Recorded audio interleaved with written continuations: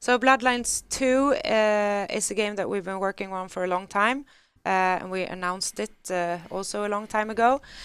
We have had a really tough couple of months here deciding what to do with the game. We are very committed to the game, so we definitely want to release it, but we have decided to switch studios, and Hardsuit Labs won't be leading the development.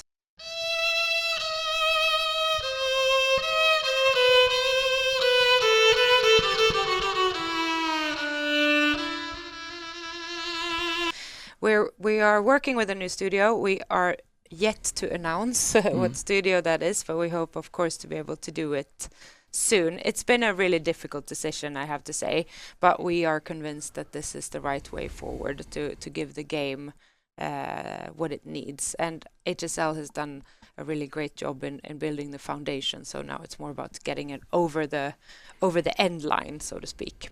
So more information will come around this continuously, absolutely.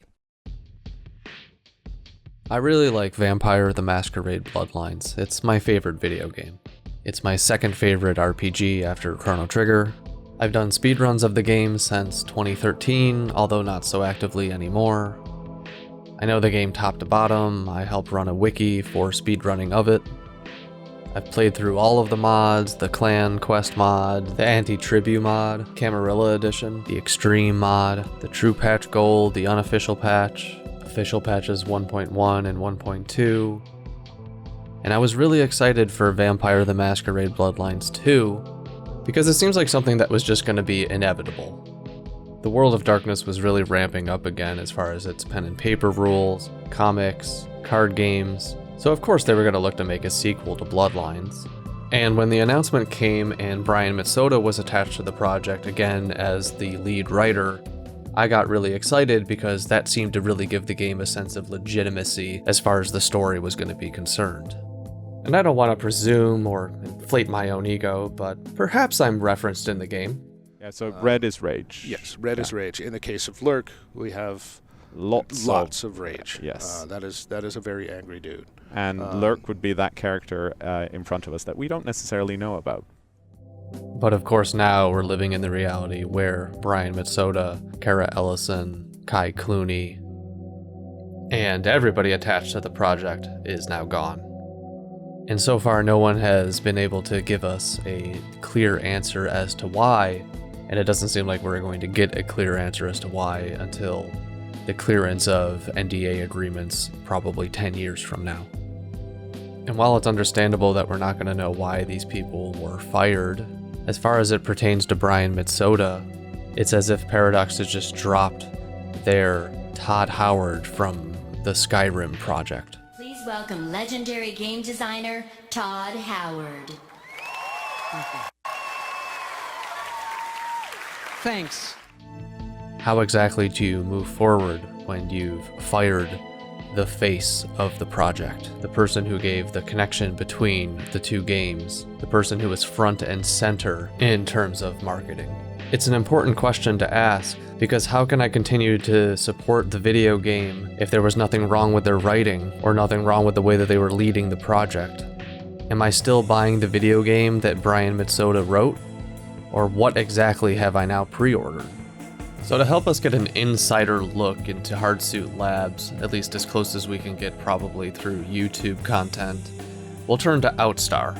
Probably know I have been an avid Bloodlines 2 related YouTuber for a while before I got hired to World of Darkness team. I've been covering a lot of the speculation, theories, I was getting in depth into that, and people were really enjoying this. Again, like, I'm working for Paradox Interactive, I'm a part of the World of Darkness team, and although I do not directly work on Bloodlines is one of the projects which we are, kind of involved in as people overseeing it from the brand perspective. So making sure the vampires are vampires, basically.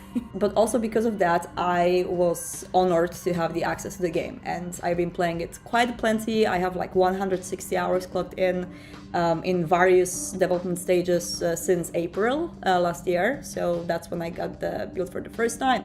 Because of the access that Outstar has to the game, I've been relying on her for updates on Vampire the Masquerade Bloodlines 2. Starting with the Bloodlines 2. Hearts Labs and Paradox have jointly announced that the lead narrative designer Brian Mitsoda and creative director Kai Klani are no longer the part of the team at Hearts Labs. And there's a new member of the team, the creative consultant, Alexandra Mandrika, who is filling the creative director role after Kai for Vampire the Masquerade Bloodlines 2. Now, it's very important for me to note that, of course, Brian and Kai's work were absolutely instrumental in establishing the game's storyline, the tone, and its atmosphere. The rest of the team, with Alexander's support, is committed to bringing the best possible Vampire the Masquerade game and a worthy successor to the original Bloodlines game. And of course, even though it's been so many months, and this is not really a surprise, people are still coming back to that topic and still are asking why this happened. We need to have an answer. But I always give people an example to kind of portray the situation easier. Imagine that I get fired from my job, and the real reason for which I am fired from my job, and now I'm taking this from my ass really, is because I constantly oversleep and I'm constantly late. Like, let's say that. I'm taking this from my ass because I never sleep. And this is being relayed to me. I'm not fine with this, but I leave. Like, there's no other choice. And imagine then if my boss and like social media manager for the company I've worked for goes to Discord, Twitter, and YouTube and says, oh yeah, Outstar was fired because she was late and she was oversleeping. Like, no, you just don't do that. Like, if there is a reason for which someone is fired, you do not go as a company to a social media and say why, unless it's a case of some severe misconduct, harassment, or anything like this, which in this case it's not. And when it comes to, like my personal view on that, it's very clearly tied to the fact that I've never worked in HSL.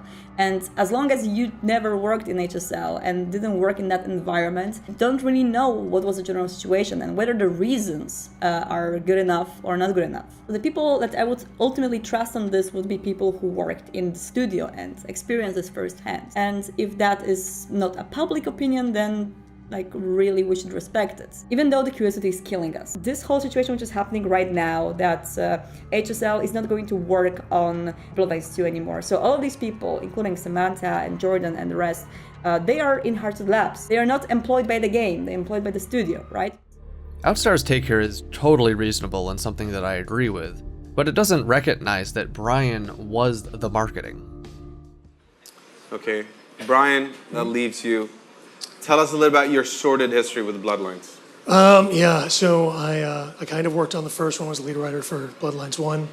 Thank you. And now I'm the narrative lead at Hardsuit Labs. And we can finally talk about what we're working on after all these years. All right, here's a tough one. Is Brian going to be voicing any of the characters in this game? That is also something that we are not at liberty to say. That sounds like a yes, though. I like that one. Something that will be very fun for Bloodlines 1 players. Brian Mitsoda is voicing multiple characters in-game. I think a lot of you guys guessed so far that he's the TV announcer. And he also plays Slag, the Finnblood, from the gameplay demo that we've seen. So they do try to keep this whole Brian voice thing in Bloodlines 2 for the flavor, and he is going to voice multiple characters. Even more, one of the most funniest thing they told me is that in pre-alpha version of the game, Brian's voice is used on almost every pedestrian on the streets. It's not going to be in the final game, and even better, the unsanctioned pact for the game is going to have the developer's commentary. So when you will buy this extended version of the game, you will have the in-game developer's commentary, and it wasn't announced, I think, until now how it's going to be done, but Brian and Kara told me that they are basically physically in the game. Several dead in a beach house in Santa Monica tonight. Police suspect the slayings were carried out during a drug deal gone bad. They suspect this may be the work of vampires, and hey, have you seen any vampires around here? To the point that even Paradox was sold on Brian Mitsoda's name. Florian, tell us, how did you get started on this project? Well, it's your fault. Yeah, it is my fault. Okay, what's your role on the project? Oh, I'm product manager. Okay, cool. So in charge of everything, basically. It's my fault. Okay, fantastic. We had bought World of Darkness, and we knew we would want to do it at one point, but Bloodlines 2 was the crown jewel, and there was a very strong feeling that you don't do this lightly. So in the industry parlance, it's called RFP, request for proposals. We hadn't sent anything out. And I come in basically 3 years ago today and get asked, hey, Florian, can you have a look at this pitch that they sent in? It's got Brian Mitsoda attached. That's the first moment you pike up. The second moment is they have worked for half a year on this. Now,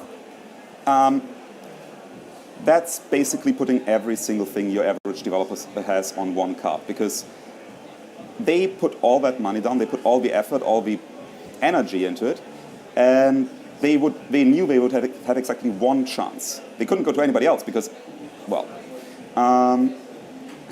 it's kind of something that you expect of a saint or a madman and nothing in between. So I walk into that first Skype call, and within a few moments I realize, okay, obviously they have a passion. Obviously they convinced Brian somehow. They also know what they're doing. And yeah, then an hour later I text up Shams and basically ruin his evening talking to him about how we can make this work, because there was no doubt that we would make this work. I have to say though, I mean, this could have sunk Hardsuit Labs. It was completely them. And that happens incredibly rarely, and I'm incredibly happy that for this game, that's how it came about. I wrote my master's thesis on narration in games and movies. And like, Brian is a living legend in the field, of course. I'm like, what? But I contained myself, got to the job, and today we're here. So I feel like we're caught in kind of a catch-22, where on the one side it's perfectly reasonable that we don't know why someone was fired. Anyone's boss telling Twitter why they fired an employee is just really unprofessional and not cool to do. On the other side, it's equally unacceptable to not know why the face of the video game and the person who was giving it a sense of legitimacy and connection to the first game was fired, because as far as fans go, his writing and direction and leadership on the project didn't seem to be the issues. So if nothing was wrong with his work on the game, then how can I continue to support it without him there? But if the issues were not his work on the game, then I want to support the game because I want the game to be good. Apologize to someone on Twitter because when I made the sewer joke earlier, they laughed so loud that they almost killed their cat or something. So I have to apologize for scaring someone's cat a little bit. So it's been 15 years. Kara, what kind of advancement do you think that we'll see in the game? Bigger, longer sewers, just sewers, only sewers.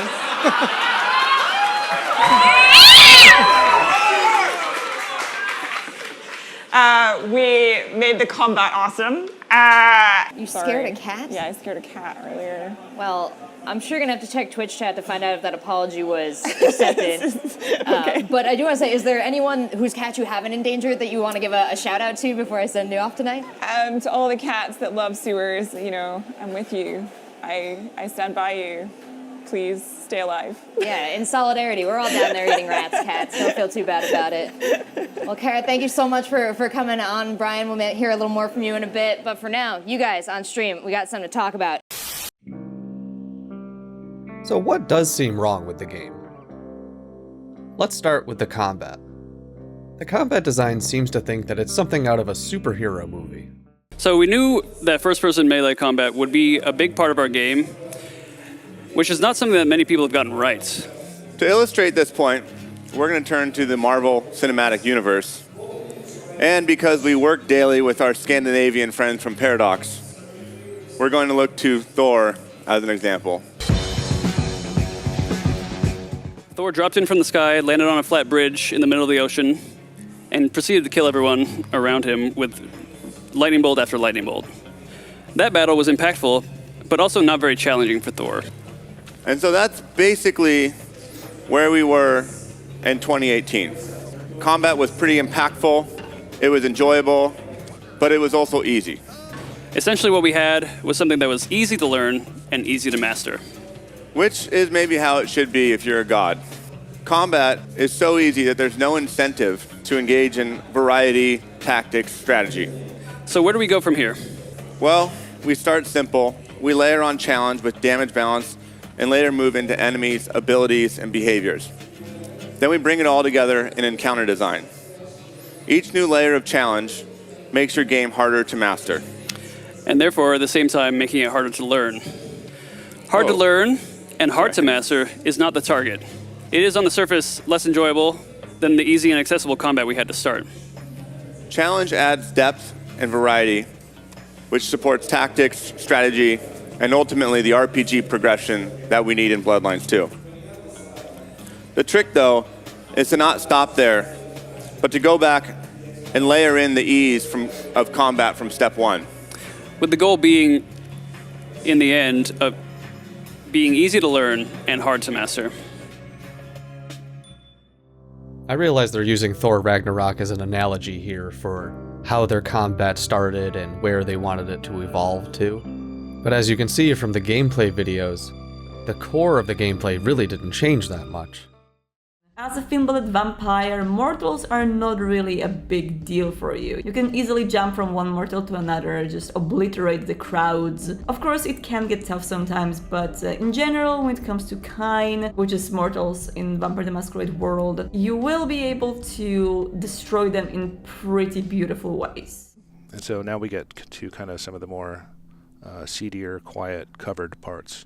I mean, clearly, if they straight away are like, hang on, you shouldn't be here, and we're like, well, you shouldn't be here either. So. Yeah. So that was skewer. That's one of our thaumaturgy powers. And I guess we should mention, like we said at the start, this is a demo. Both thaumaturgy and potence, I think, is the one this character is running with. You wouldn't necessarily have those full blood powers at this point in the game. No, at this point you would really still be limited to thin blood powers. And that gameplay seems to have timing and priority of animations that just seem way off. The combat just really doesn't make sense from a visual standpoint. What in the goddamn hell does this flip accomplish? I've really tried my best to understand what exactly is happening with this flip mechanic. And so far, the only thing that I've been able to tell is that it delays you getting back into first person and punching them more. That's it. Combat has never really been a staple of Bloodlines. I'm in the minority of folks who think the first game's combat was fine. But Hardsuit Labs understandably wanted to get it right this time. But another issue is that the music is just tonally way off for something in a Bloodlines game. Here, the atmosphere is fine, right up until we get to the club.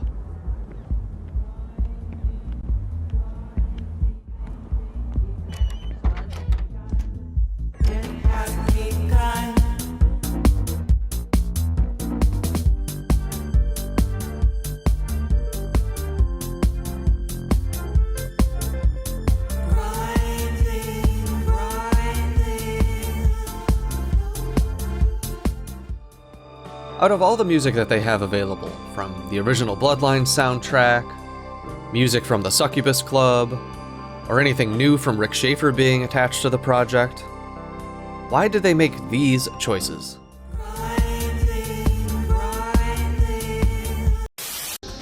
Hi, I'm Renata Bliss, and I'm your freestyle dance teacher.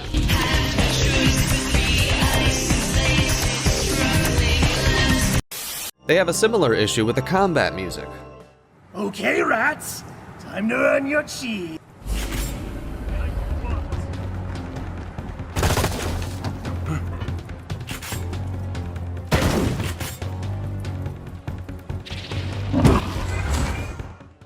Even the announcement music during their live stream is just way off.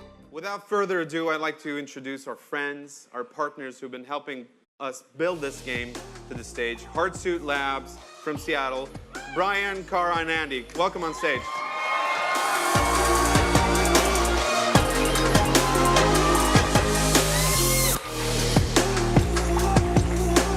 Let's party!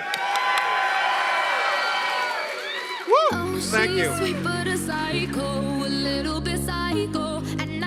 Imagine some of these same scenes, but with music from the original Bloodlines soundtrack. Okay, rats, time to earn your chi.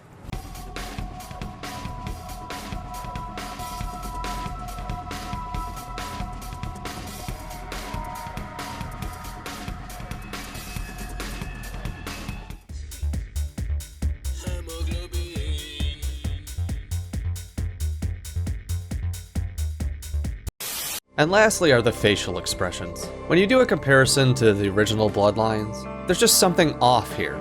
Hello there. I'm happy to see you accepted my invitation. What do we have here? Another scrumptious young plaything straight out of life and into my club? You smell new, little girl, like fabric softener dew on freshly mowed astroturf. Oh, I'm not frightening you, am I, duckling? The expressions just need to fit the dialogue better. This neutral emotion just comes across as a void of indifference. I have no idea what this character's emotion is right now. And I get that people are supposed to be annoyed by your presence or indifferent to you being there, but is that even what's coming across in this face right now? So it really doesn't seem like the stuff that Brian was in charge of was the issue. And since it was Hardsuit Labs that fired Brian, Kara, and everybody else, maybe Paradox can work with them again? I know as a fan it would make me feel better, because if I'm not going to get to know what happened, and it wasn't egregious enough to kick him and everybody else out of the industry altogether, then connecting them back with the game, along with the new developers, seems like the best case scenario for moving forward. I still have no idea what's going on with my pre-order. And I still really want the game to be successful, even if it's going to be bittersweet. One can hope. Thanks for watching.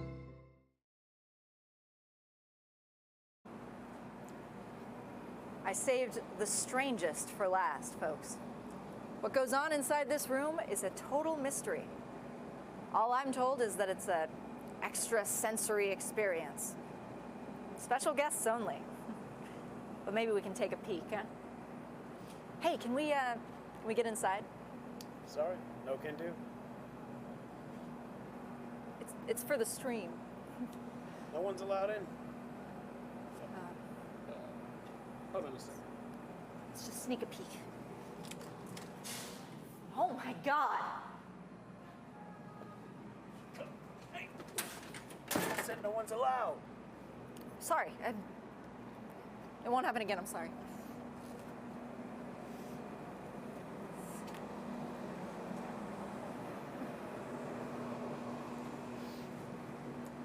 Thank you all for joining tonight as Internet Spirits.